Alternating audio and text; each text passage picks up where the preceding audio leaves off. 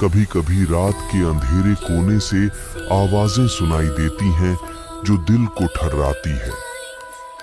ये कहानी एक ऐसे गांव की है जहां रात के इन आवाजों के पीछे एक अजीब रहस्य छिपा हुआ था।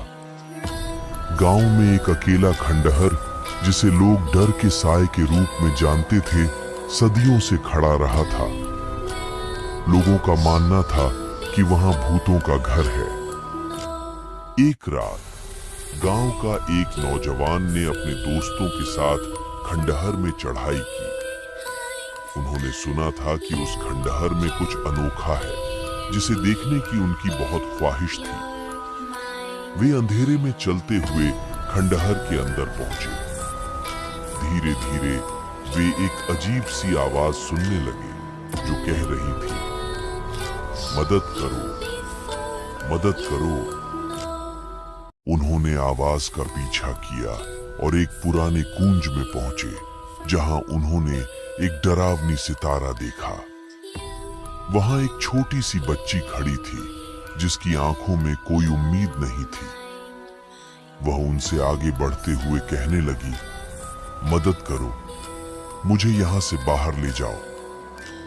नौजवान ने डर के मारे भागने की कोशिश की, लेकिन जैसे ही वे बाहर निकलने की कोशिश कर रहे थे, उन्हें खंडहर का दरवाजा सामने ही मिला। दरवाजा बंद था। वे डर से कांपते हुए दरवाजे को खोलने की कोशिश करने लगे, लेकिन वह नहीं खुल रहा था। फिर अचानक वे आवाज की ओर मुड़े तो उन्हें वह बच्ची दिखाई दी, जो अब उनके पास ही थी। उसने उनसे कहा, मदद करो, मुझे यहां से बाहर ले जाओ। नौजवान ने बच्ची के साथ खंडहर की जांच की, लेकिन कोई और नहीं था। वे उसे बाहर ले जाने का निर्णय लिया। जैसे ही वे बाहर निकले, खंडहर के दरवाजे खुद बंद हो गए।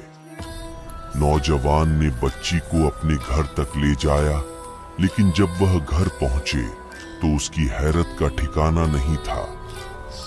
बच्ची का चेहरा पलटा हुआ था और उसकी आंखों में अब एक डरावनी हंसी थी।